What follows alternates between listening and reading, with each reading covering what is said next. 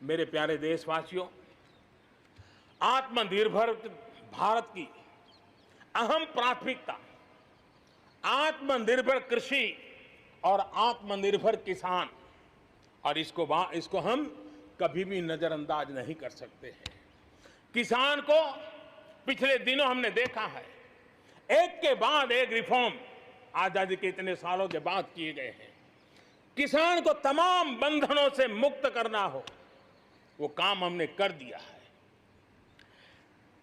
आप सोच नहीं सकते होंगे, हमारे देश में आप अगर साबुन बनाते हैं, हिंदुस्तान के कोने में जाके साबुन बेच सकते हैं।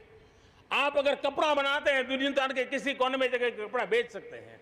आप चीनी बनाएं, आप चीनी बेच सकते हैं। लेकिन मेरा किसान, बहुत लोगों को पता नहीं होगा, मेरे देश का किसान जो उत्पादन करता था, न वो अपनी मर्जी से बेच सकता था, न अपनी मर्जी से जहां बेचना चाहता था वहां बेच सकता था। उसके लिए जो दायरा तय किया था वहीं बेचना पड़ता था। उस सारे बंधनों को हमने खत्म कर दिया है। अब हिंदुस्तान का किसान उस आजादी की सांस को ले पाएगा ताकि वो हिंदुस्तान के किसी में भी, दुनिया के किसी भी कोने में अपना माल बेचना चाहता है, वो अपने टर्म्स पर बेच पाएगा। इस बात को हमने किसान की आय को बढ़ाने के लिए अनेक वैकल्पिक चीजों को भी बल दिया है। उसके किसानी में इनपुट कॉस्ट कैसे कम हो, सोलार पंप, उसको डीजल पंप से मुक्ति कैसे दिला दे, अन्नदाता ऊर्जादाता कैसे बने, मधुमक्खी पालन हो, फिशरीज हो, पोल्ट्री हो, ऐसे अनेक चीजें उसके साथ जुड़ जाएं ताकि उसकी आय दोगुना हो जाए। उस दिशा में हम लगातार काम कर रहे हैं। आज समय की मांग है, हमारा कृषि क्षेत्र आधुनिक बने, मूल्य वृद्धि हो, वैल्यू एडिशन हो, फूड प्रोसेसिंग हो, पैकेजिंग की व्यवस्था हो, उसको संभालने की व्यवस्था हो, और इसलिए अच्छे इंफ्रास्ट्रक्चर की जरूरत है। आपने देखा होगा इस कोरोना कालखंड में ही पिछले दिनों 1 लाख करोड़ रुपया एग्रीकल्चर इंफ्रास्ट्रक्चर के लिए भारत की सरकार ने आवंटित किए हैं, और इंफ्रास्ट्रक्चर जो किसानों की भलाई के लिए होगा, और इसके कारण किसान अपना मूल्य भी प्राप्त कर सकेगा, दुनिया के बाजार में बेच भी पाएगा, विश्व बाजार में उसकी पहुंच बढ़ेगी। आज हमने ग्रामीण उद्योगों को मजबूत करने की जरूरत है। ग्रामीण क्षेत्रों में विशिष्ट प्रकार से आर्थिक क्लस्टर बनाने जाएंगे। कृषि और गैर कृषि उद्योगों को गांव के अंदर एक जाल बनाई जाएगी, और उसके कारण उसके साथ साथ किसानों के लिए जो नई एफपीओ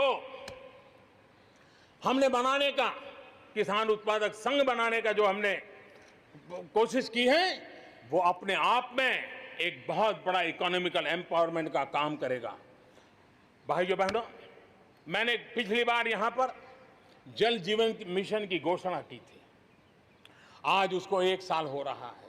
मैं आज गर्व से कह सकता हूं कि जो हमने सपना लिया है कि पीने का शुद्ध जल, नल से जल हमारे देशवासियों को मिलना चाहिए। स्वास्थ्य की समस्याओं का समाधान भी शुद्ध पीने के जल से जुड़ा हुआ होता है। अर्थव्यवस्था में भी उसका बहुत बड़ा योगदान होता है, और उसको लेकर के जल जीवन मिशन शुरू किया। आज मुझे संतोष है कि प्रतिदिन हम 1 लाख से ज्यादा घरों में, हर दिन 1 लाख से ज्यादा घरों में जल पहुंचा रहे हैं, पाइप से जल पहुंचा रहे हैं। और पिछले 1 साल में 2 करोड़ परिवारों तक हम जल पहुंचाने में यशस्वी हुए हैं। और विशेष करके जंगलों में दूर दूर रहने वाले हमारे आदिवासियों के घरों तक ये पहुंचाने का काम, बड़ा अभियान चला है। और मुझे खुशी है कि आज जल जीवन मिशन ने देश में एक तंदुरुस्त स्पर्धा का माहौल बनाया है। जिले जिले के बीच में तंदुरुस्त स्पर्धा हो रही है, नगर नगर के बीच में तंदुरुस्त स्पर्धा हो रही है, राज्य राज्य के बीच में तंदुरुस्त स्पर्धा हो रही है।